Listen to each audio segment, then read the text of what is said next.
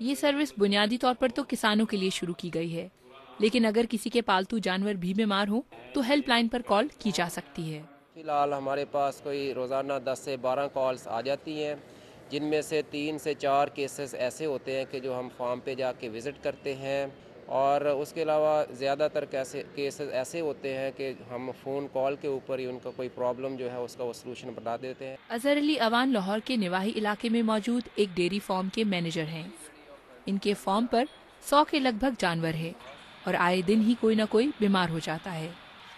अजहर ये सर्विस शुरू होने पर काफ़ी मुतमईन है। इमरजेंसी बेसिस पे ये काम कर रहे हैं लोग, अच्छा रिजल्ट आ रहा है, हमें फ़ायदा है। पहले एनिमल हम जहाँ से शहर लेके जाते थे, डिफरेंट प्रॉब्लम्स आती थी, जस्ट हम एक कॉल पर वो लोग इधर आते हैं, हमें सर्विसेज प्रोवाइड कर रहे हैं। महदूद इंसानी और माली वसाइल के बायस अभी तो ये सर्विस सिर्फ पंजाब तक महदूद है। मुस्तकबिल में इसे पूरे मुल्क तक फैलाने का मंसूबा बनाया गया है। इकनॉमिक सर्वे ऑफ पाकिस्तान के मुताबिक मजमूई मुल्क की पैदावार में इस वक्त लाइफ स्टॉक के शोबे का हिस्सा 11.6% है। माहिरीन का ख्याल है कि अगर जानवरों को खुराक, अफसाइश नस्ल और सेहत से मुतालिक बेहतर सहूलतें दस्तियाब हों तो इसमें खातिर ख्वाह इजाफा भी हो सकता है। इस हेल्पलाइन का फ़ायदा सिर्फ किसानों और जानवरों के मालिकों को ही नहीं, बल्कि यूनिवर्सिटी के लिए भी ये मंसूबा कई लिहाज से सूदमंद है।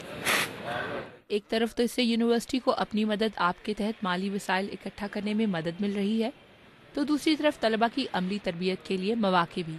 इसके जरिए हम लिंक हुए हैं।